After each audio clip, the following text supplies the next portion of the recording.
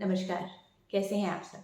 मैं हूं डॉक्टर सोनल और ओजस हेल्थ केयर में आज हम बात करेंगे कॉर्ड ब्लड बैंकिंग के बारे में। कोई भी कपल जब प्रेगनेंसी प्लान करते हैं तो उनके दिमाग में बहुत सारे सवाल होते हैं। बहुत से सवाल कंसेप्शन से पहले होते हैं, कई सारे सवाल प्रेगनेंसी के दौरान होते हैं और डिलीवरी से पहले भी ढेर सारे सवाल होते हैं। और इन सवालों में एक नया सवाल जो आजकल जुड़ा है वो ये है कि क्या हमें अपने बच्चे के लिए कॉर्ड ब्लड बैंकिंग के बारे में सोचना चाहिए या हमें कॉर्ड ब्लड बैंकिंग के लिए जाना चाहिए। तो आज हम बात करेंगे कॉर्ड ब्लड बैंकिंग क्या है, किन केसेस में कॉर्ड ब्लड बैंकिंग का वाकई में फायदा होता है और किसी भी कपल को कॉर्ड ब्लड बैंकिंग के बारे में डिसीजन लेने से पहले किन बातों का ध्यान रखने की जरूरत होती है। तो आइए शुरू करते हैं। सबसे पहले बात करते हैं कि कॉर्ड ब्लड बैंकिंग है क्या। पिछले कुछ सालों से एक नए किस्म की थेरेपी का इस्तेमाल किया जा रहा है जिसको कहते हैं stem cell therapy. Stem cell therapy के बारे में बहुत ब्रीफ में आपको बताना चाहूंगी। स्टेम सेल्स ऐसे सेल्स होते हैं जो बॉडी के अंदर जाकर कुछ हाईली स्पेशलाइज सेल्स की तरह काम कर सकते हैं और इन स्टेम सेल्स को हार्वेस्ट करने के लिए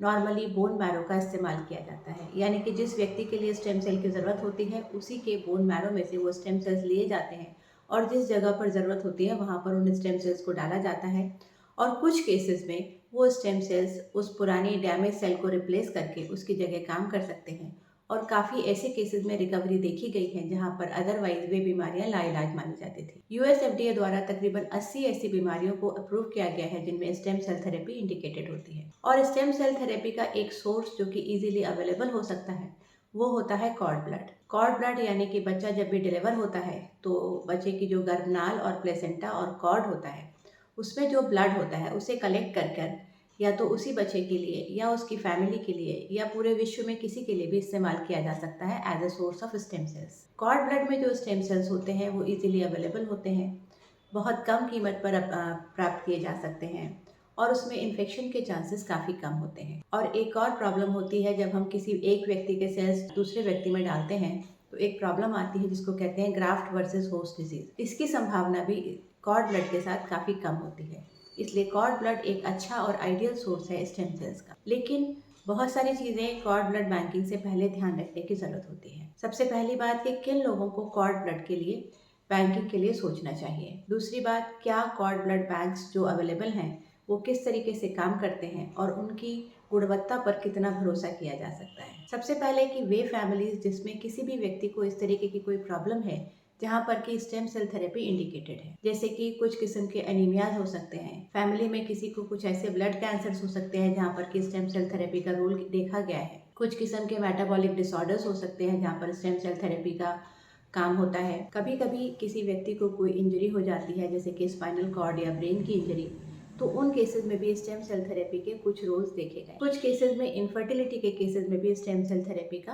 रोल देखा गया है। तो अगर किसी फैमिली में ऐसा कोई व्यक्ति है जिसको कि स्टेम सेल थेरेपी की ज़रूरत हो सकती है तो उन फैमिलीज में अगर किसी बच्चे की डिलीवरी हो रही है तो डॉक्टर की सलाह से कॉर्ड ब्लड बैंकिंग के बारे में सोचा जा सकता है। पर अगर ऐसी कोई फैमिली हिस्ट्री नहीं है या इस तरीके की कोई प्रॉब्लम नहीं है तो उन केसेस में कॉर्ड ब्लड बैंकिंग का कोई बहुत ज़्यादा महत्वपूर्ण रोल नहीं देखा गया है। अब बात करते हैं कॉर्ड ब्लड बैंक्स के बारे में। कॉर्ड ब्लड बैंक्स दो तरीके के होते हैं, पब्लिक बैंक्स और प्राइवेट बैंक्स। पब्लिक बैंक्स का काम होता है कि वो किसी भी व्यक्ति का, किसी भी बच्चे का कॉर्ड ब्लड अपने यहाँ स्टोर कर सकते हैं और इसको वर्ल्ड वाइड किसी को भी जरूरत पड़े तो उसको प्रोवाइड कर सकते हैं और ये सर्विसेज टोटली फ्री होती है। पर फंड्स की कमी के चलते हमारे देश में होने वाले कुछ कॉर्ड ब्लड बैंक्स की, जो पब्लिक कॉर्ड ब्लड बैंक थे, उनकी सर्विसेज को फिलहाल के लिए रोक दिया गया है। इसलिए पब्लिक कॉर्ड ब्लड बैंकिंग एक बहुत ही रिमोट ऑप्शन है और इसके लिए बहुत बार आपको थोड़ी सर्च करनी पड़ सकती है, थोड़ा सा जानकारी लेनी पड़ सकती है कि कहाँ पर आप पब्लिक कॉर्ड ब्लड बैंक में अपने बच्चे का कॉर्ड ब्लड सेव कर सकते हैं।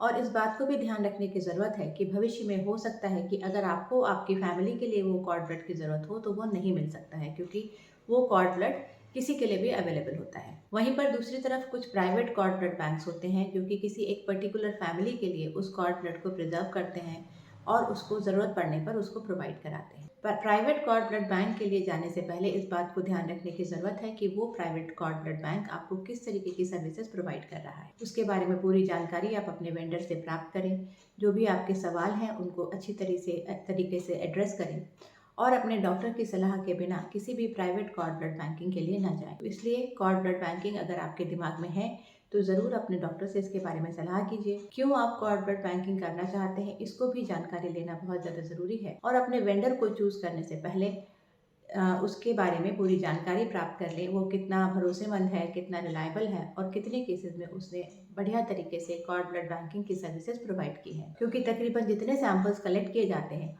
उनमें से कुल 25% सैंपल्स ही ऐसे होते हैं जो कि भविष्य में इस्तेमाल आने लायक होते हैं। तो इसलिए कॉर्ड ब्लड बैंकिंग एक बहुत अच्छा तरीका है, लेकिन इसके लिए डिसीजन लेने से पहले अपने डॉक्टर से ज़रूर सलाह करें और अपने वेंडर के बारे में पूरी जानकारी प्राप्त करें। जागरूक रहिए, स्वस्थ रहिए, सुरक्षित रहिए। धन्यवाद।